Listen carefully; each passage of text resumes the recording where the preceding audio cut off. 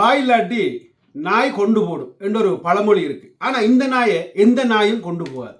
அதுதான் உண்மை, இயல்பான உண்மை.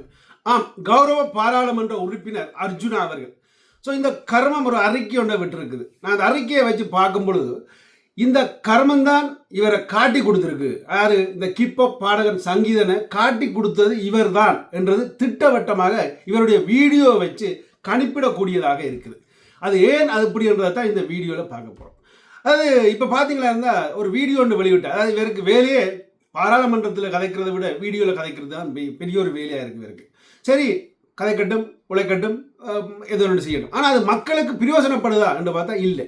மக்களை கேவலப்படுத்துறதும் ஒரு நல்ல கலைஞர் மேலே கேவலப்படுத்துறதும் இதுதான் இவருடைய வேலையாக கிடக்கு. அதாவது இவரால் இயலாது, இவருக்கு கீழே ஒன்றும் அடி பணியாட்டி இவர் வீடியோவில் தூத்துறது தான் இவருடைய வேலை. அதைத்தான் இப்போ கச்சிதமாக செய்து கொண்டிருக்கிறேன். அது இந்த சங்கீதன் என்றவர் பாடிய பாட்டுக்கு அவர் அர்த்தங்களை சொல்லியிருந்தார். அது எப்படி அர்த்தங்களை சொல்கிறான்னா, விடுதலை புலிகள் ஒன்றும் இவர் பாடோன்ற சாகையில் அல்லாட்டி அவர்கள் அந்த காலத்தில் தெரிஞ்ச செல்லப்பா அவர்கள் பாடிய பாடலாம் கேட்டு அழுக வரும் என்ற மாதிரியான விடயத்தை அதில் குறிப்பிட்டார். நிச்சயமாக அவருடைய பாடல் கேட்டு அழுக வரும், அதில் மாற்றுக்கிறதே இல்லை. ஆனால் இவருக்கு மண்டைக்குள்ள மூளை இருக்குது, ஆனால் அந்த மூளையை பயன்படுத்த தெரியலையோ இன்னும் தெரியலை. அது அந்த காலத்தில் அந்த பாட்டு சிறந்த பாட்டு. அந்த கால மக்கள், அந்த காலத்தில் வாழ்ந்தவர்கள் அந்த அப்படியான பாடலை கேட்டால் தான் அவர்களுக்கு உடனே அதில் ஒரு ஈர்ப்பு வரும். ஆனால் இந்த காலத்தில் இப்படியான பாடல்கள், இந்த காலத்து இளைஞர்களுக்கு இப்படியான பாடல்கள்லாம் ஒரு ஈர்ப்பு வரும். அது வாகிசனும் சரி, அல்லாட்டி இந்த சங்கீதம் என்ற இவரும் சரி, அதைத்தான் சிறப்பாக செய்து கொண்டிருக்கிறார்கள், அதில் மாற்றுக்கிறதே இல்லை. ஆனால் இவர்கள் குடிச்சிட்டு பாடுறார்கள். அதாவது இவர்கள் ஒரு வெறியில் கண்டபடியெல்லாம் எழுதி ட்ரப் பாடு இப்படி ஆடி காட்டினார்.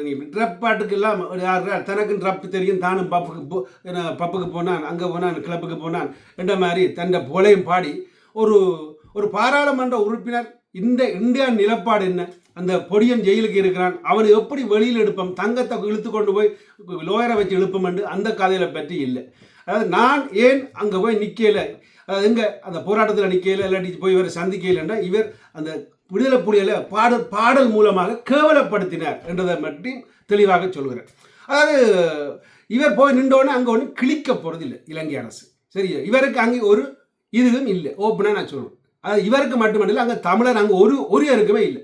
அதாவது சுமந்திரன்லேருந்து அல்லது பெரிய பெரிய பழைய அரசியல்வாதி யாராக இருந்தாலும் ஒற்று இதுவும் நீங்கள் இலங்கை அரசிட்ட புடுங்கலான்றது எல்லாருக்கும் தெரிஞ்ச ஒரு சிறப்பான ஒரு விடயம். அப்படி கொஞ்ச நிலையில் இவர் அங்கே ஒன்று புடுங்க போகிறதும் இல்லைன்றது எங்களுக்கு தெரியும். அதாவது இவரால் குலைக்கத்தான் தெரியும், கடிக்க தெரியாதுனால எங்களுக்கு தெரியும். அப்படி கொத்த நிலையில் இவர் எப்படி அந்த சங்கீதன் என்ற ஒரு ரப் பாடகரை காட்டி கொடுத்தார், கிப்ப பாடகரை காட்டி கொடுத்தார் என்றதைத்தான் நான் இன்றைக்கு விளக்கமாக பார்த்தேன். அதாவது இவ்வளோத்தையும் சொல்லி போட்டு இன்னும் ஒரு வீடியோவில் ஒரு கருத்தோட்ட வெளிவிடுறார். எப்படி என்றால், நான் நினைச்சா நாளைக்கே இவனை வெளியில் எடுப்பேன், நான் நினைச்சா ஆனால் நான் நினைக்க மாட்டேன். இதான் இவருடைய பெரிய ஒரு கொள்கை. நான் நினைச்சா நாளைக்கே அவனை வெளியில் எடுப்பேன், ஆனால் நான் இதை எடுக்க மாட்டேன். இவனை விடுதலை புலிகளை கேவலப்படுத்தி குடியில் வெறியில் பாடியவர் பாட்டுக்காரர் என்ற மாதிரியான ஒரு கருத்தை வெளியிட்டார். இந்த வசனம் நான் நினைத்தால் இவன் எடுப்பேன்ல, அப்போ நீ போய் வாபஸ் வாங்க போகிற கேஸை, அப்போ வாபஸ் கேஸை வாங்கிக்கல உனக்கு அந்த வாய்ப்பு வருது, வெளியில் வர்றதுக்கு அந்த பொடியல் என்றால் எனக்கு என்ன தோன்றுகின்றது.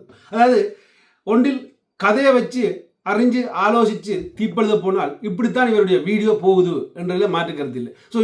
இவர் தான் இவற்றை வீடியோவில் வச்சு தான் நான் கணிப்பிட்டேன். அதாவது இவர் தான் இதை காட்டி கொடுத்துருக்கார், இவர் தான் இதை விரும்பினா ஆளை வெளியில் எடுப்பேன் என்றதை சொல்லியிருக்கிறேன். அதாவது இது என்னுடைய தனிப்பட்ட சிந்தனை, அவ்வளோ தான். நான் அவரில் பெருசாக குற்றஞ்சாட்ட வரையில், ஆனால் அவற்றை வீடியோவில் கதைக்கிற கதை இதைத்தான் நோக்கி போகுது.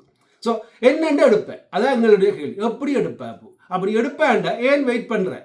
அப்போ உனக்கு கேஸை வாபஸ் வாங்கினா ஆள் வெளியில் வருமா, அல்லாட்டி என்ன இது என்ன சம்பவம் எனக்குன்னா விளங்கியல். இது பயங்கரவாத தடை சட்டத்துக்கு கைது செய்யப்பட்டிருக்க அன்றைக்கில் இந்த கேஸை வாபஸ் வாங்கலாமா, அல்லாட்டி என்னென்னு எடுப்பேன், அப்போ என்ன சட்டம், அப்போ யாரோட நீ கணச்சில் இருக்கன்றதை தமிழ் மக்களுக்கு தெளிவாக விளங்கப்படுத்தணும். ஏன்னா உங்களுக்கெல்லாம் வாக்குகளை போட்டு உங்களை கொண்டு அங்கே பெரிய ஒரு கோபுரத்தில் ஏற்றி விட்டுக்கிட்டாங்க. ஆனால் அந்த கோபுரத்தில் இருந்தோடனே நீங்கள் வீச்சுற மாதிரி வீச்சக்கூடாது.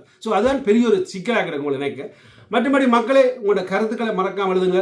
இங்கே இலங்கை அரசிட்ட இவ்வளவு காலமும் ஒருவரும் ஒன்றும், அதாவது அந்த தலைவனாலே செய்யலாத விடயம் இனி உங்கள் ஒருவராலையும் செய்ய முடியாது. நீங்கள் ஒருவரையும் நம்பாதீங்க. இனி உங்களுக்கு சுமார் கடமைக்கு லட்சம் பெறும்போது வாக்கு போடுங்க, அவ்வளோதான். அவ்வளோ இதுக்கு மேலே இவர்கள் அதை பிடுங்கி தருவார்கள், இதை பிடுங்கி தருவார்கள், ஆணியை பிடுங்குவார்கள் என்று சொல்கிறது இங்கே வந்து ஒருவராலே ஒன்றும் பிடுங்க முடியாது. ஏன்னா பிடுங்க முடிஞ்சால் ரோட்டுக்கு வந்து போராட தேவையில்லை. உள்ளுக்கு இருந்தே சைன் வச்சு பிடுங்கலை, அல்லாட்டி வீடியோ போட தேவையில்லை. பிடுங்க முடிஞ்சா அதாவது சைன் வச்சே உள்ளுக்கு இருந்து முடிக்கலாம். அப்போ பிடுங்க முடியாமல் தான் நாயல் குலைக்குது என்றதை நீங்கள் சிம்பிளாக புரிந்து கொள்ளுங்கள்.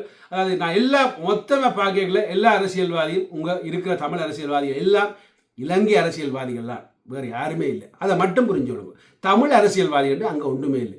எப்போ இலங்கை பாராளுமன்றத்துக்குள்ளே உள்ளிட்டாலும் அது இலங்கை அரசியல்வாதிகள் தான். அது தமிழுக்கும் தான், சிங்களத்துக்கும் தான், எல்லாத்துக்கும் தான். ஸோ அப்போ இவர்களால் அந்த சட்டத்தை மீறி ஒரு ஆணியும் புடுங்கலான்னு சொல்லிக்கொண்டு இந்த வீடியோ விடப்படுங்க. முடிஞ்சவரை உங்களோட கருத்துக்களை மறக்காமல் எழுதுங்க. இவரை காட்டி கொடுத்தது யாராக இருக்குமென்றது நீங்கள் என்ன நினைக்கிறீங்கன்றது. நன்றி, வணக்கம்.